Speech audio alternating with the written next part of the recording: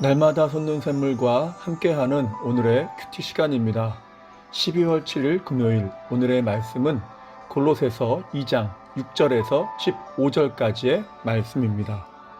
그러므로 너희가 그리스도 예수를 주로 받았으니 그 안에서 행하되 그 안에 뿌리를 박으며 세움을 받아 교훈을 받은 대로 믿음에 굳게 서서 감사함을 넘치게 하라. 누가 철학과 헛된 속임수로 너희를 사로잡을까 주의하라. 이것은 사람의 전통과 세상의 초등학문을 따르며 그리스도를 따름이 아니니라.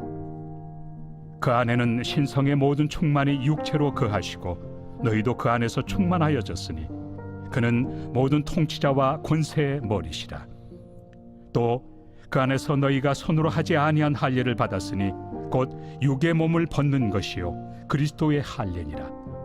너희가 세례로 그리스도와 함께 장사되고 또 죽은 자들 가운데서 그를 일으키신 하나님의 역사를 믿음으로 말미암아 그 안에서 함께 일으키심을 받았느니라. 또 범죄와 육체의 무할례로 죽었던 너희를 하나님이 그와 함께 살리시고 우리의 모든 죄를 사하시고 우리를 거스르고 불리하게 하는 법조문으로 쓴 증서를 지우시고 제하여 버리사 십자가에 못 박으시고 통치자들과 권세들을 무력하여 드러내어 구경거리로 삼으시고 십자가로 그들을 이기셨느니라. 새로운 아침입니다. 여호와 삼마 하나님은 늘 우리와 함께 하십니다. 오늘 본문에서 키워드가 되는 구절은 7절입니다. 이렇게 말씀하죠. 그 안에 뿌리 박으며 세움을 받아 교훈을 받은 대로 믿음에 굳게 서서 감사함을 넘치게 하라. 무슨 말입니까? 우리가 그리스도를 믿을 때 구원을 받게 되고 또한 이렇게 구원받은 자로 계속해서 세워져 간다면 그의 삶의 현실과 상황에 상관없이 감사와 기쁨을 누릴 수 있다는 것입니다. 자, 그러면 본문에서 주시는 메시지는 무엇일까요? 먼저 7절을 보면 그 안에 뿌리를 박으며 라고 하죠.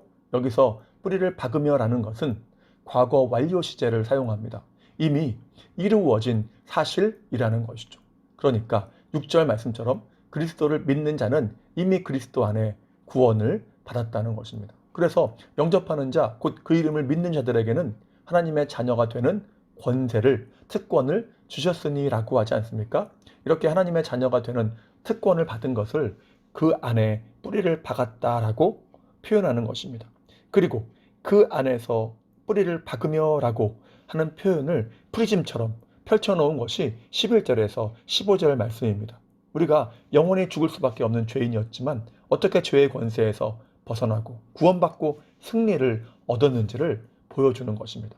먼저 11절부터 보면 그 안에서 손으로 하지 아니한 할례를 받았으니 라고 하죠.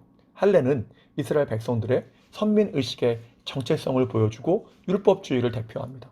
그러나 본문은 육의 할례가 아닌 마음의 할례, 곧 그리스도의 할례를 말하죠. 왜입니까? 우리 모두가 할례와 같은 외적인 의식이 아닌 오직 십자가의 은혜로 하나님의 백성이 되었기 때문입니다. 이것을 육의 몸을 벗었다라고 표현한 것이죠. 물론 우리가 연약함으로 죄는 짓지만 죄의 권세 아래 있지 않고 더 이상 죄의 지배 아래 있지 않다는 것입니다. 왜입니까? 우리가 믿음으로 그리스도와 함께 죽고 죄에 대해서 죽고 그리스도와 함께 살았기 때문입니다. 하나님에 대해서 산 것이죠. 이에 대해서 12절에서 말씀하죠. 세례로 그리스도와 함께 장사되고 믿음으로 말미암아 그 안에서 함께 일으키심을 받았느니라. 그러니까 세례는 어떤 것입니까? 이제는 죄악의 권세 아래 속한 자가 아니라 그리스도 안에 속한 자임을 확인해 주는 예식인 것입니다.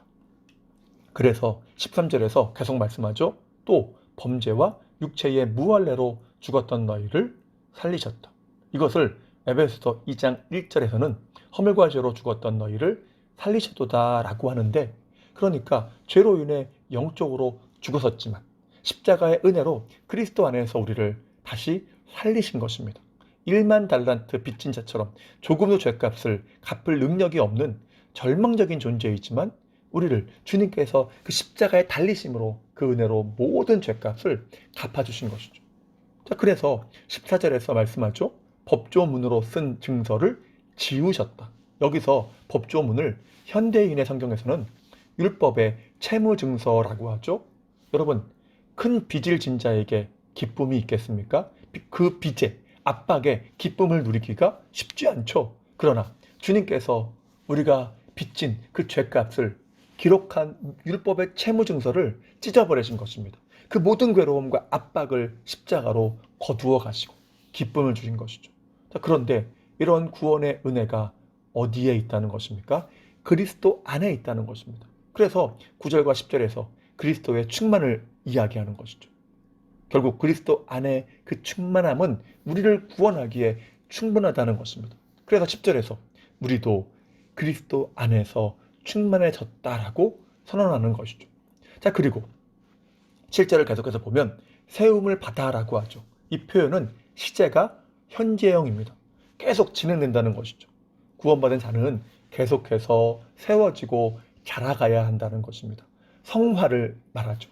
살아있는 자의 특징은 성장하는 것 아닙니까? 그러니까 우리가 그리스도 안에 뿌리를 박았다면, 다시 얘기해서 다시 살리심을 받았다면 계속해서 성장해 가는 것이 정상이라는 것이죠. 그러면 이러한 성화의 조건이 무엇일까요? 그것은 교훈을 받은 대로 복음 안에서 믿음에 굳게 서는 것입니다. 그러면 그는 감사와 기쁨을 누리게 된다는 것이죠. 왜냐하면 그리스도 안에 세워지며 성화되어 가는 것이 얼마나 가치 있는 일인지 알기 때문입니다. 그러나 문제는 8절이죠. 이 골로새 교회는 에베소에서 메소포타미아 강으로 이동하는 무역로에 교통의 요충지였기 때문에 금욕주의, 천사숭배와 같은 온갖 이단 사상들과 세상의 철학이 넘쳐났고, 또한 안티오코스 3세가 기원전 3세기에 유대인들을 골로새로 이주시키면서 유대교가 세락화되어 있던 곳이죠. 그래서 유대교의 영향력도 강한 곳이었습니다. 그러다 보니까 그러한 악한 사상들과 종교들이 골로새 교회에 침투했고 성도들을 유혹했던 것입니다. 바울은 이러한 사실을 알고 성도들로 그러한 악한 사상과 종교들을 물리치고 그리스도만이 지존하시며 모든 것의 머리가 되심을 강조하기 위해서 골로새서를 기록한 것입니다. 우리의 삶도 마찬가지입니다. 오늘날도 우리의 신앙을 무너뜨리고 넘어뜨리려고 유혹하는 것들이 얼마나 많이 있습니까? 이러한 것들의 핵심이 무엇입니까? 그리스도로 충분하지 않다는 것입니다. 세상에 더 필요하고 더 중요한 것이 많이 있다는 것이죠. 그리스도 안에 있는 그 충만이 충분한 충만함이 아니라고 이야기하는 겁니다. 그러나 바울은 그리스도 안에 있는 그 충만함이 완전함을 선언합니다. 우리는 그렇게 충분한 그리스도의 충만함 안에서 구원을 받았을 뿐만 아니라 믿음의 선한 싸움을 승리하게 된다는 것이죠. 그 모든 원동력이 그리스도 안에 있다는 것입니다. 사랑하는 성도 여러분, 이 모든 은혜가 그리스도 안에 있음을 깨닫게 된다면 우리는 그리스도를 아는 것이 소원이 될 수밖에 없고, 주님을 알면 알수록 기쁨과 감사가 더하게 되는 것입니다. 왜냐하면 우리가 십자가의 은혜로 그리스도 안에 뿌리를 박았기 때문입니다. 바울도 그것을 알았기 때문에 감옥에 갇혀서도 기뻐한다고 고백했던 것 아닙니까? 만약 이것을 아는데도 우리 안에 기쁨이 없고 감사가 없다면 우리는 세상에 너무 깊이 빠져버린 것입니다. 더 이상 그리스도의 십자가로 인한 구원과 주님의 승리가 나의 승리가 되는 것에 대한 감격이 상실된 것이죠. 그러므로 날마다 그리스도를 묵상하기를 소망합니다. 왜냐하면 그리스도 안에 구원이 있고 성화가 있고 평강이 있고 승리가 있기 때문입니다. 주님이라는 물가에 심기운 나무는, 그러한 자는 결코 망하거나 목마르거나 결핍함이 없는 것이죠. 그래서 헨리 마틴이라는 선교사는 이렇게 고백했습니다. 내 인생에 주님을 묵상하는 것보다 더 낭비되지 않는 시간은 없었다. 가장 가치 있었다는 거죠.